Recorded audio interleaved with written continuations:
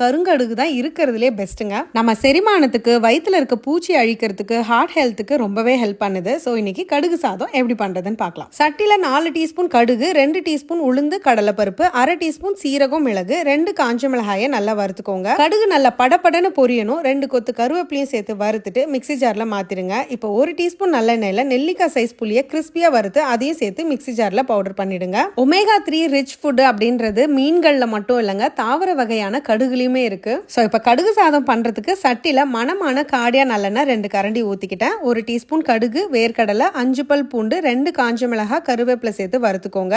எல்லாம் நல்லா வறுபட்டதும் முந்திரி பருப்பு வேணும்னா கடைசியா சேர்த்துக்கோங்க. ஃபைனலி 1/2 டீஸ்பூன் காயம், மஞ்சத்தூள் சேர்த்துட்டு வடிச்ச சாதத்தை சேர்த்து 1 டீஸ்பூன் உப்பு, அரைச்ச கடுகு பொடியும் சேர்த்துட்டு கிளறினீங்கன்னா ரொம்ப ஹெல்த்தி அண்ட் டேஸ்டியான கடுகு சாதம் ரெடி. அப்படியே கிளறும் போது மறக்காம ஸ்டவ்வோட சமைக்கும் போது கொஞ்சம் லவ்வோட சமைச்சிங்கன்னா சுமாரா இருக்கிற சமையல் கூட சூப்பரா இருக்கும்.